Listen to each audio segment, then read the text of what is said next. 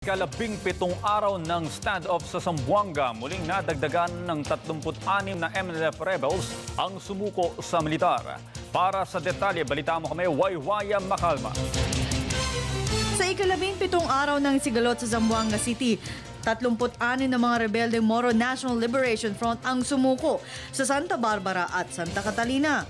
Ayon kay Lieutenant Colonel Harold Cabunok, dahil sa military pressure gamit ang airstrike na isinagawa nitong araw ng Martes, gutom at pagod ang naging dahilan ng pagsuko ng mga rebelde. Yung pagsagawa ng aerial strikes ay kasama lang naman yan sa estratehiya upang mabigyan ng pressure ang ating nakakasagupa ng mga kaaway. Hindi ko mabigay ang saan pinabagsak o ano man, ang nakasigurado lang ako, dahil sa military pressure ay dumami ang sumurrender. Patuloy rin ang paggamit ng militar ng mga loudspeakers gamit ang salitang tausog sa mga natitirang rebelde na sumuko na sa mga otoridad.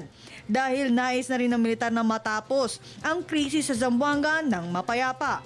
Sa ngayon ay nasa 1 hektarya na lang ang pinagtutuunan ng pansin ng militar at maging sa paghahanap kay Commander Ustad Javier Malik.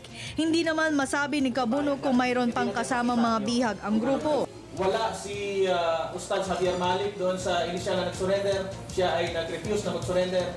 At hinikayat natin siya na mag-surrender na lamang dahil ang pag-surrender o pagsuko ay isang honorable thing.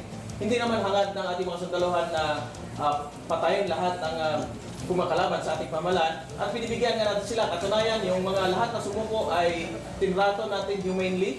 Sa ngayon ay maabot sa 19 ang nasawi mula sa AFP at PNP, 14 sa militar at 5 mula sa hanay ng pulisya. Habang 110 naman ang namatay sa mga rebelde, 53 ang sumuko sa mga otoridad at 129 ang nahuli. Kasama na rito ang pamangkin ni Nur Miswari.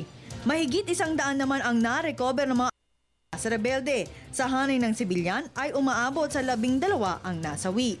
Para sa Telebisyon ng Bayan, Waywaya Macalma.